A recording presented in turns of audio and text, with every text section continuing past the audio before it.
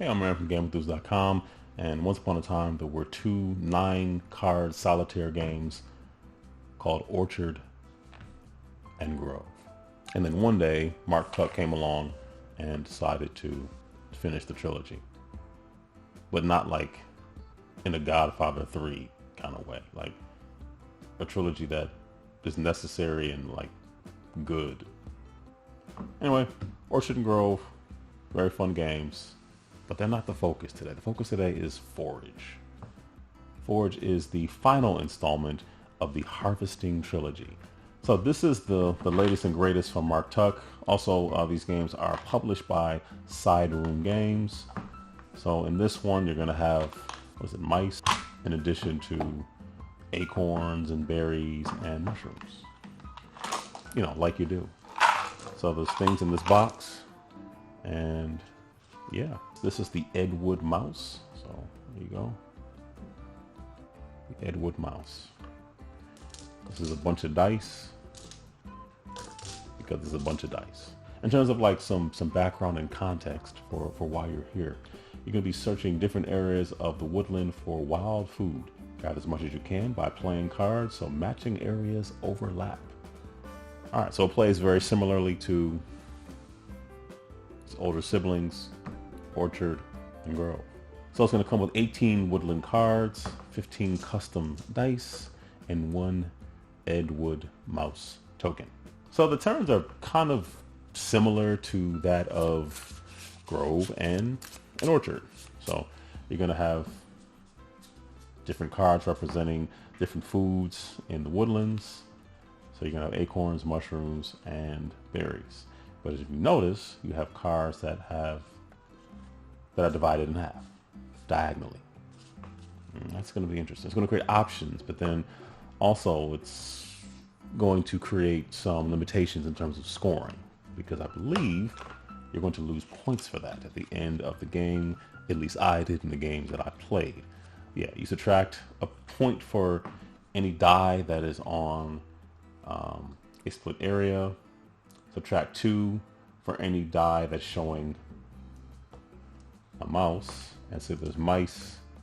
There's a mice face on the die, and that's minus 2 points. And if you need a reminder, minus 2. All right. And then 5 points if you use the Ed Wood mouse. So for each overlapping area with or without food on a newly placed card that does not match the area below it, you would place a mouse on it, which can be bad because you lose 2 points for that.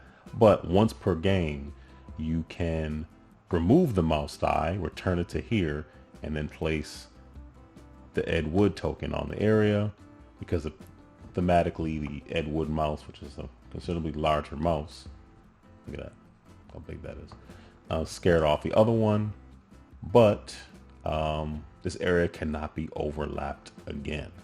So the trade-off of the whole Ed Wood mouse thing is you are losing 5 points for using the Ed Wood mouse, but the idea is if you get a die back. So if you get a die back, that can be used elsewhere to give you a lot more points.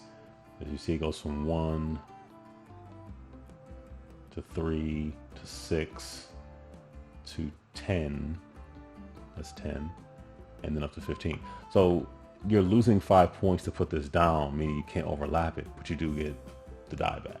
You're losing 5 points, but if you can gain, but if you're out of that particular die type, and let's say you layered them so much, you've moved up to having, 4 or 5 of something, and then you can go to 10 or 15, that might make the 5 points you lose and the fact that you can't overlap worth it. So it's a very long explanation for something that isn't that complicated, but one of the other options you always have, but you don't have to do it, but is there's recipe cards on the backside of every card, and you pick 2, lay them out, and then you're trying to score these conditions. And this one said this one is mushroom risotto. All 5 mushroom dice are in play without mice. 5 bonus points. Gather a mushroom on your first turn. 1 bonus point. you're adding up the score in the upper left corner, both of those cards, and that's the score you're trying to beat for your turn. It's pretty tough actually to do a lot of that, but depends on what numbers you get.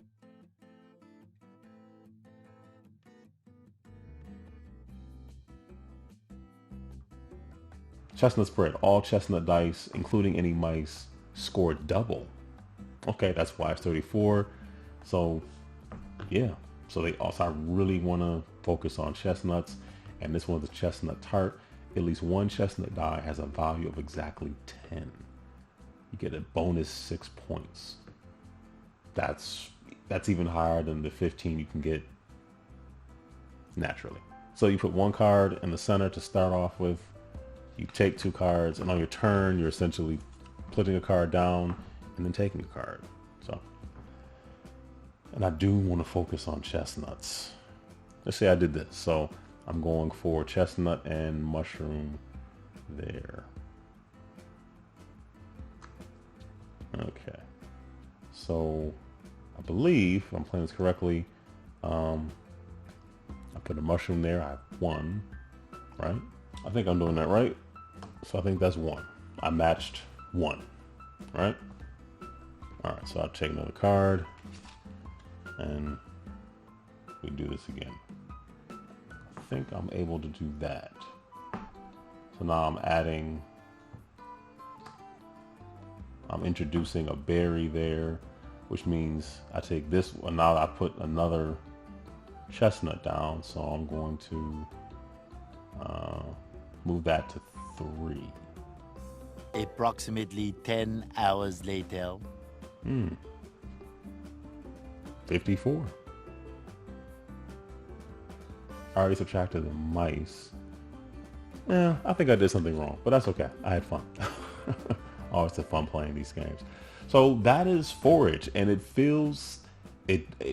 definitely feels different than Orchard Grove. It feels familiar because obviously it's a splaying game where you're layering things, and it's familiar, but they all score a little bit differently. And with the divided pieces, they can be advantageous to give you wiggle room to place things without necessarily being penalized for it. But if you have dice that are on pieces that are divided, you definitely do lose points. So there's an interesting trade there. Also, oh, wait a minute. So if I add these up, 58 was the score I really wanted to beat. So I didn't do all that. What did I do? 54? Yeah, I think 54 was my score. I really wanted 58, so I still lose. That is probably Forage being played wrong, but that's okay because you can play things wrong. You play it more, you get better. And the nice thing is you already have, well, you take these back too, 9 more cards to do it all over again. And that's typically what I do. It's kind of hard. You know, these games are like Lay's chips. You can't eat just one.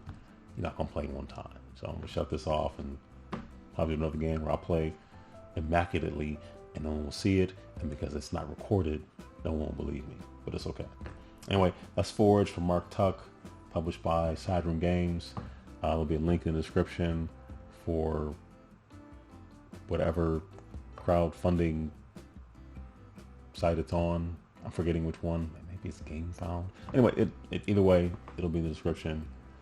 Check it out. That is Forage. Very much not the Godfather 3 of the Harvesting trilogy. So, yeah. Anyway, thank you for watching. Take care. Stay safe. Be blessed.